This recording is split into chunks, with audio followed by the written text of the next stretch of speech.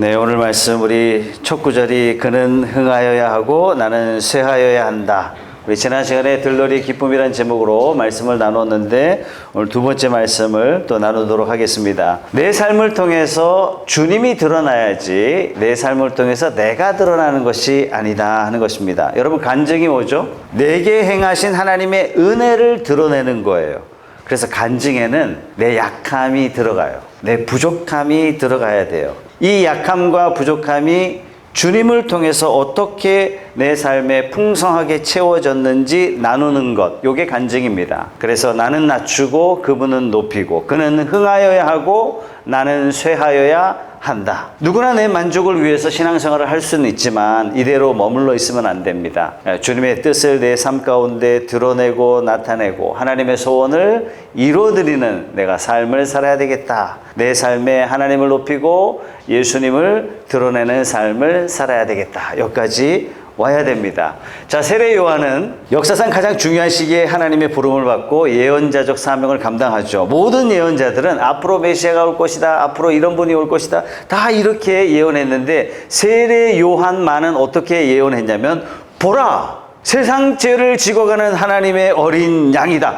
봐라, 눈앞에 메시아를 가리켜 메시아의 오는 길을 마련했습니다. 그러니까 구약의 어떤 예언자하고 세례 요한은요, 근본적으로 차원이 완전히 다릅니다. 그런데 세상적 눈으로 봤을 때 세례 요한은 어떤 인생을 살았느냐? 세상 눈으로 봤을 때 실패자 인생을 살았습니다. 헤롯의 감옥에 갇혔고 축제 중에 목이 잘려 죽었습니다. 몇 살이에요? 31살이에요. 젊은 날에 요절한 겁니다. 그러나 우리 주님은 이 세례 요한을 향해서 여자가 낳은 자 중에 가장 큰 자다, 이렇게 칭찬하셨습니다. 여러분, 이 칭찬이 저와 여러분의 칭찬이 되기를 소원합니다. 그런 의미에서 복음을 전하고 제자를 삼는 일, 여기에 우리의 온 마음을 다 기울이자, 전심을 다하여 주님께서 우리에게 주신 사명을 감당하자. 그래서 이미 믿는 사람 우리가 안 데려오겠다, 우리의 퇴로를 차단하는 겁니다. 우리 스스로 배수의 진을 치는 겁니다. 다시 말해서 푸른숲 교회는 불신자를 전도하지 않으면 우리 교회는 부흥이 없다.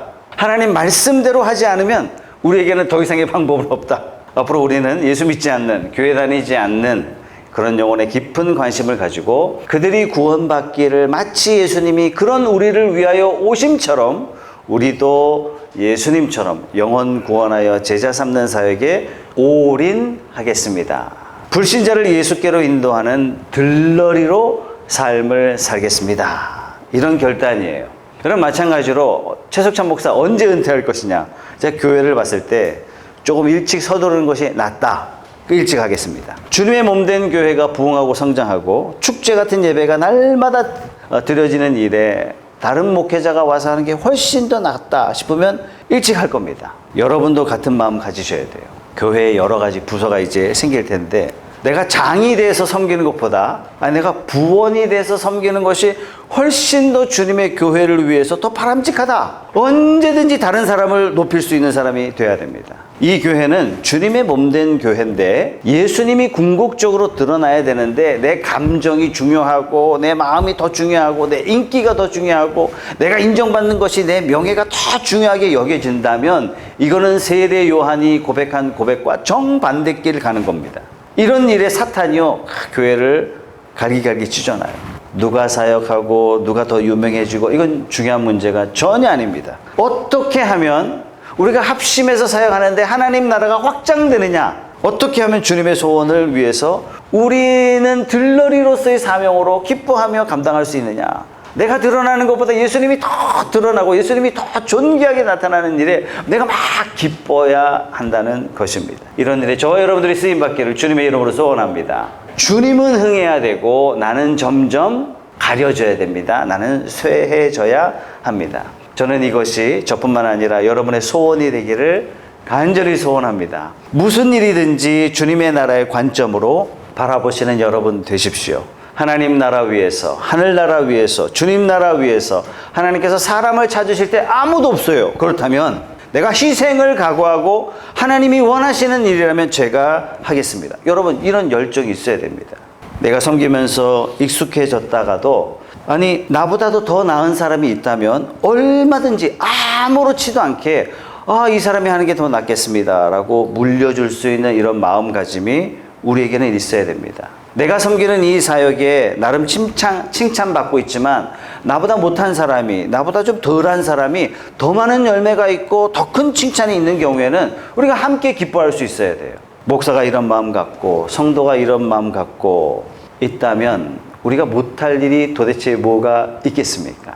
정말 하나님이 원하시는 일 우리가 해드릴 수 있고 우리가 주님의 소원을 풀어드릴 수 있는 그런 교회가 되기를 주님의 이름으로 소원합니다. 우리 모두 하나님 나라의 열정을 가지고 사역하는 저와 여러분들이 다 되시길 주님의 이름으로 축복합니다.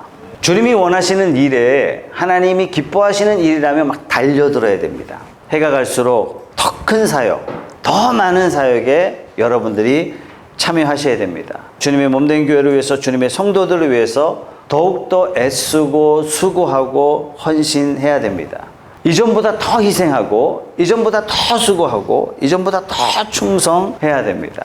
우리 모두 하나님 나라 열정을 위해서 하나님 나라를 향한 열정을 가지고 그 열정으로 사역하는 저와 여러분들이 다 되시길 주님의 이름으로 소원합니다. 자, 11월 달에 우리 추수감사주일 예배를 딱 드리고 난 다음에 이 맨 앞자리를 헌신대로 만들 겁니다. 이 헌신대는 뭐냐? 말씀이 딱 끝나고 감동받은 대로 하나님 저는 이러저러한 일에 헌신하겠습니다.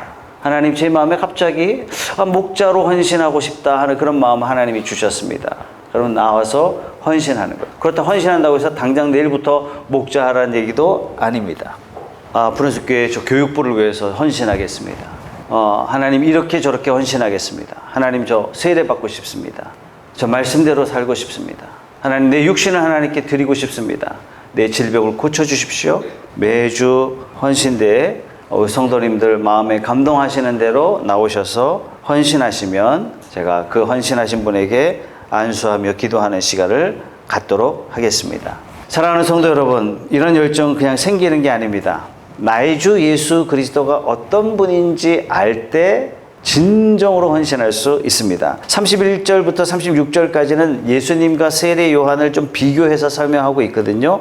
31절 보겠습니다. 위에서 오시는 이는 모든 것 위에 계신다. 땅에서 난 사람은 땅에 속하여 땅의 것을 말한다. 하늘에서 오신 이는 모든 것 위에 계시고 자기가 본 것과 들은 것을 증언하신다. 그러나 아무도 그의 증언을 받아들이지 않는다. 자, 여기서 요한이 이야기하는 것을 보면 요한이 정말 훌륭하다 하는 것을 또 발견할 수 있는데요. 세례 요한은 끝까지 자기를 죽이는, 자기를 낮추는 사역을 합니다. 자기 죄 빼앗겼죠. 사역도 빼앗겼죠. 나중에는 어떤 여자 말 한마디에 목이 달아나는 참혹한 처형을 받게 됩니다. 인간적으로 봤을 때 이 사람은요, 명백하게 실패한 사람이에요. 비참한 인생이에요. 그러나 이 사람을 두고 예수님께서 어떻게 평가하셨냐면 마태복음 11장 11절 말씀입니다. 내가 진정으로 너희에게 말한다. 여자가 낳은 사람 가운데서 세례자 요한보다 더 큰 인물은 없었다. 여러분, 세상적으로 봤을 때 실패한 삶을 살았는지는 모르지만 우리 주님은 말씀하시기를 여자의 몸에서 난 자 중에 세례 요한보다 더 큰 사람은 없다. 여러분들이 잘 아시는 모세, 더 크다는 얘기예요. 사도 바울, 잽이 안 되는 거예요. 다윗과 엘리야와 솔로몬과 다니엘과 이사야와 예레미야와 기라성 같은 사람들이 성경에 즐비한데 주님께서는 세상 사람 눈에는 실패한 것처럼 보이지만 이 사람은 하나님이 크게 칭찬하는, 이 사람보다 더 나은 사람이 없다라고 크게 격찬하셨습니다. 여자가 낳은 자 중에, 다른 말로 뭐예요? 이 세상 사람 중에요. 이 세상 사람 중에 가장 큰 인물이다. 여러분, 하나님께서는 세례 요한을 어떻게 보셨을까요? 예수님과 똑같은 관점으로 보셨어요. 너는 이 세상에 여자가 낳은 자 중에 가장 큰 인물이다. 가장 큰 사역을 했다. 내가 너에게 줄 수 있는 가장 큰 칭찬이 있다면 내가 그것을 너에게 주겠다. 너는 으뜸이다. 세례 요한은 사람 눈에는 분명 실패한 사람입니다. 하나님의 시선에는 가장 성공한 사람입니다. 그러나 가장 위대한 사람이라 할지라도 예수님하고는 비교가 안 된다. 그게 이 말씀의 포인트입니다.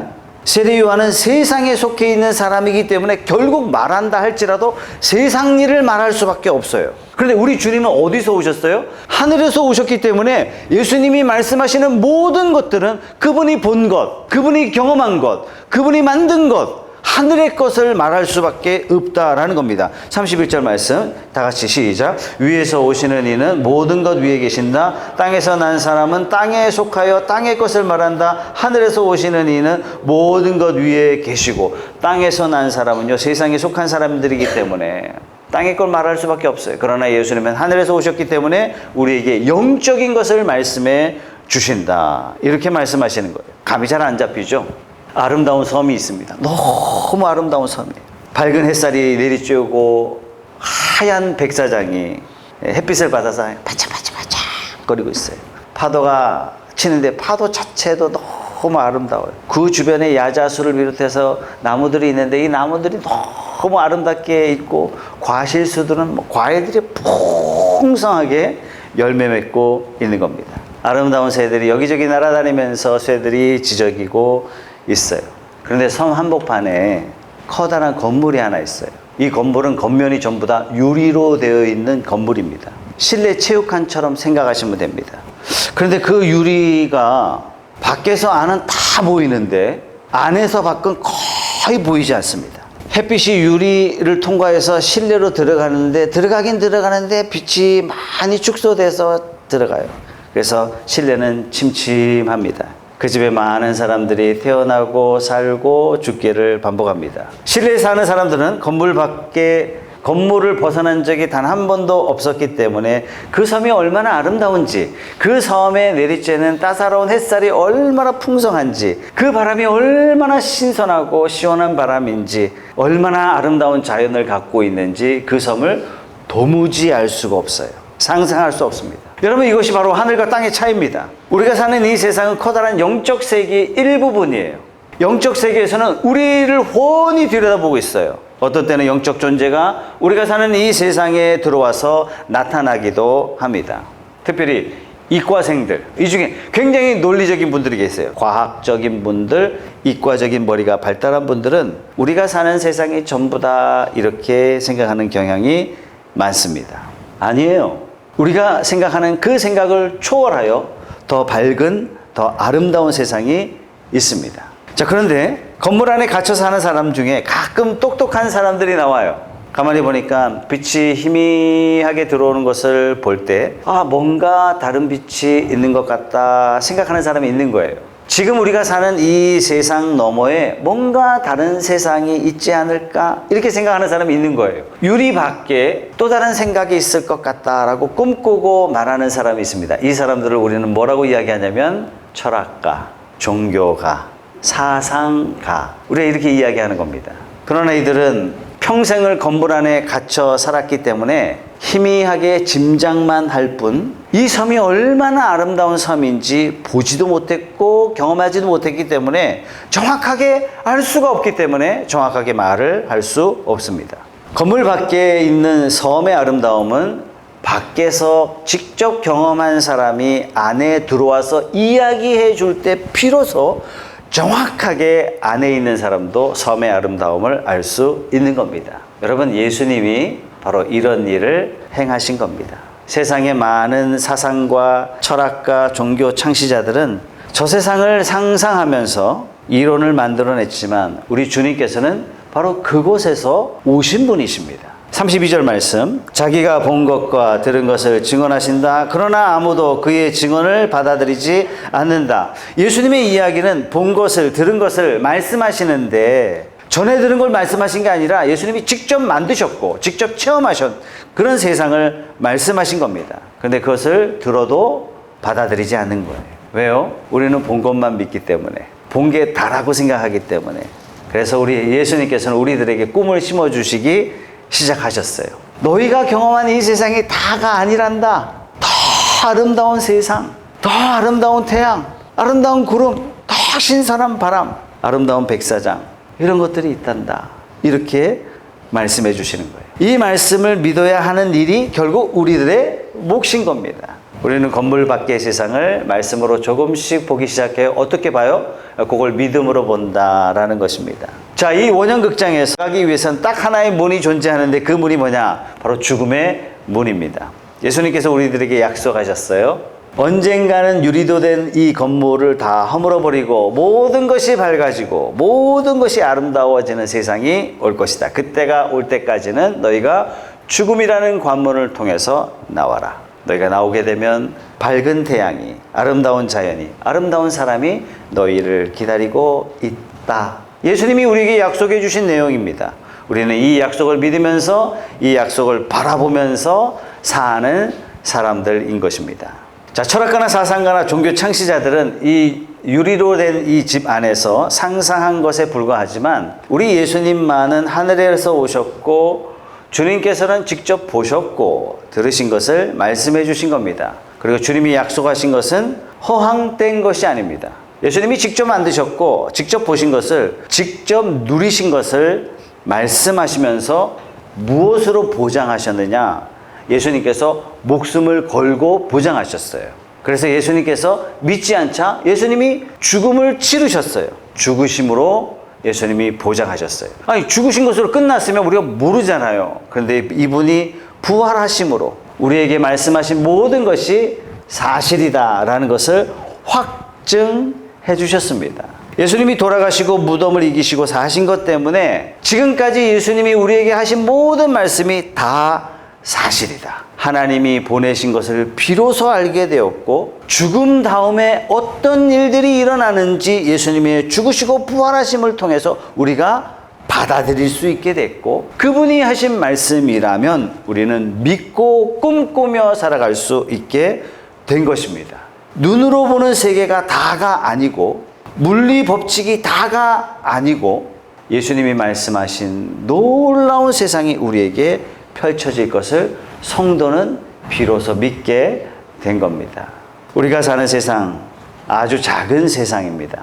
하나님이 만드신 온 세상의 극히 일부분이에요. 더 아름다운 세계, 더 아름다운 세상, 더 많은 세계가 저와 여러분들을 기다리고 있습니다. 이런 세계를 하나님께서는 오직 누구를 통해서만 알 수 있도록 하셨냐면 예수님께만 맡기셨어요. 35절입니다. 아버지는 아들을 사랑하셔서 모든 것을 아들의 손에 맡기셨다. 아들을 믿는 사람에게는 영생이 있다. 아들에게 순종하지 않는 사람은 생명을 얻지 못하고 도리어 하나님의 진노를 산다. 어떤 분은 이렇게 이야기했어요. 하나님은 이해하겠는데 벼랑간 자꾸 예수가 끼어들어가지고 막 이야기를 하는데 헷갈려 죽겠습니다. 예수가 왜 튀어나와요? 하나님을 믿겠다니까요. 근데 예수는 뭐냐니까요. 이렇게 말씀하시는 분이 많이 계십니다. 하나님께서 예수님께 모든 걸 위임하셨기 때문에 예수를 믿지 않고는 하나님께 접근할 수가 없습니다. 예수를 통하지 않고는 하나님을 알 수 없습니다. 예수를 통하지 않고는 하나님 앞에 예배할 수 없습니다. 예수님께서 하나님이 어떤 분이신가 알려주시기 위해서 어떻게 오셨어요? 인간으로 오셨어요. 예수님께서 하나님이 어떤 분이신가 알려주시기 위해서 그분이 죽으시고 부활하셨어요. 하나님께서 예수님께 모든 걸 위임하셨어요. 그렇기 때문에 예수님이 고백하십니다. 내가 길이요, 내가 진리요, 내가 생명이니 나로 말미암지 않고는 누구도 하나님께 갈 자가 없다. 너무 독선적인 말씀 아니에요? 그런 말씀이 아니라 하나님께서 오직 예수님께만 위임하셨기 때문에 이런 말씀을 하신 겁니다. 대기업 회장님을 만나려고 그래도 누구 통해야 돼요? 반드시 비서 통해야 됩니다. 하나님 만나기 위해서 하나님께서 이미 예수님께 위임해 놓으셨는데 하나님이 위임하신 분 예수를 제쳐두고 내가 하나님을 예배하겠다? 말이 안 되는 거예요. 모든 이방 종교들, 모든 우상 숭배들, 모든 잡신들 다 뭐예요? 예수를 받아들이지 않고 하나님을 직접 만나겠다 한 겁니다. 이 일에 어떻게 하시겠다고 하나님이 진노를 내리겠다. 왜요? 위임하셨기 때문에. 35절 말씀. 아버지는 아들을 사랑하셔서 모든 것을 아들의 손에 맡기셨기 때문입니다. 하나님이 가장 사랑하시는 분이 누구십니까? 예수님이세요. 그래서 우리가 예수님을 사랑할 때 하나님이 어떻게 받아들이세요? 하나님께서 자신을, 나를 사랑하는구나 이렇게 느끼시고 기뻐하신다는 얘기예요. 우리가 예수님을 인정해 드릴 때 하나님께서 나를 인정하는구나 이렇게 생각하시고 기뻐하신다는 얘기예요. 우리가 예수님의 말씀에 순종하게 될 때 이것을 마치 하나님께 순종한 것으로 간주하시고 하나님께서 우리에게 상을 내려주시는 것입니다. 그래서 우리 신앙의 초점은 어디냐? 언제나 예수님께 맞춰져 있어야 됩니다. 대부분의 많은 사람들이 이걸 잘 모르세요. 우리가 예수님을 제쳐놓고 하나님을 대면하겠다. 불가능합니다. 있을 수가 없습니다. 일어날 수도 없습니다. 만약 그렇게 된다면 어떤 일이 벌어진다? 하나님께서 진노하시겠다. 이렇게 말씀하셨습니다. 자, 그렇다면 어떻게 하면 예수님이 내 삶의 중심이 될 수 있는가? 어떻게 하면 나도 세례 요한처럼 그런 열정을 가지고 하나님 나라 꿈꾸며 살아갈 수 있는가? 내 삶이 주님이 중심된, 예수님이 중심된 삶을 살기 위해서는 세 가지가 반드시 기억돼야 됩니다. 첫 번째는요, 예수님의 죽으심이에요. 두 번째는 예수님의 부활하심이고, 세 번째는 예수님께서 우리에게 주신 사명입니다. 예수님의 죽으심이 첫 번째인데, 우리 신앙생활 가운데, 우리 예배 가운데 예수님께서 나를 대신해서 죽으셨다는 것을 늘 기억해야 돼요. 아유, 그냥 교회 가면 맨날 저 얘기야. 짜증스러워 하시는 분도 계십니다.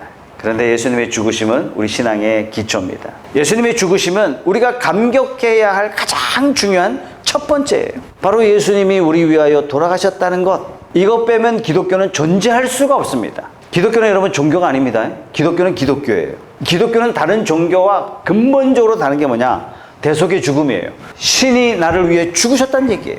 어떤 종교가 이런 사건이 있었는지 여러분 찾아보세요. 없어요. 존재하지 않습니다.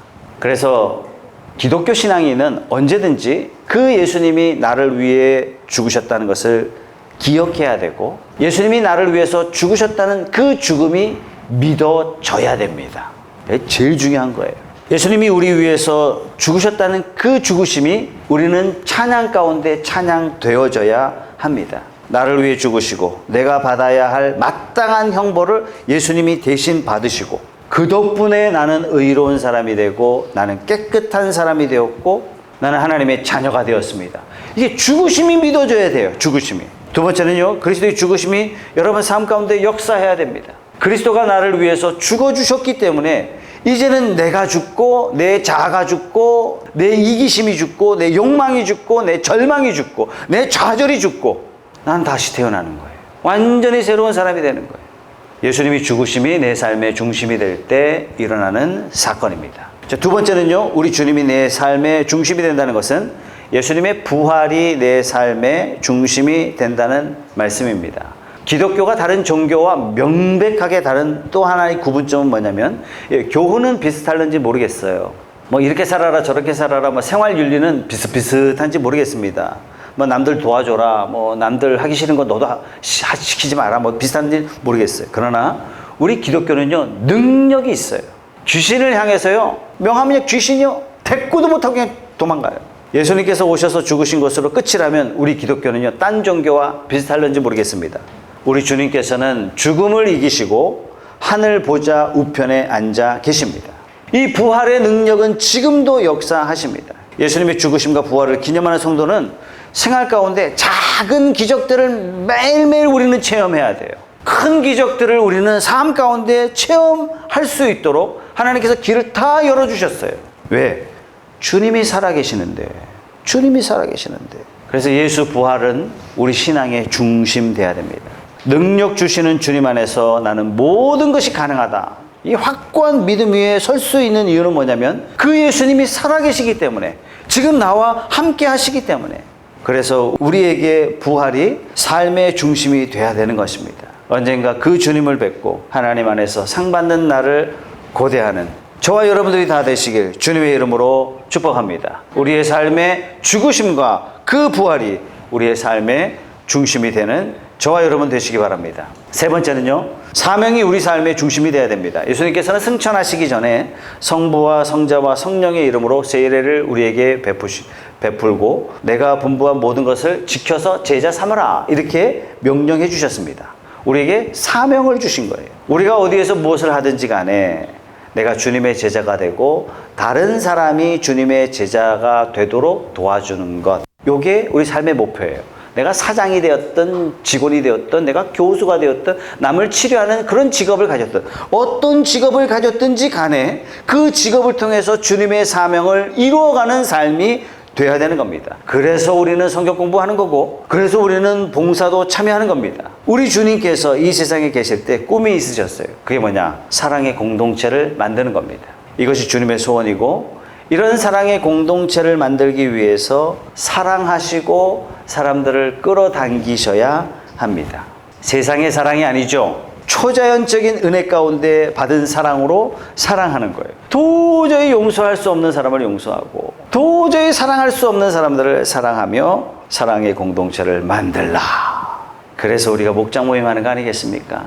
VIP 명단 딱 보니까 이런 사람이 오겠나.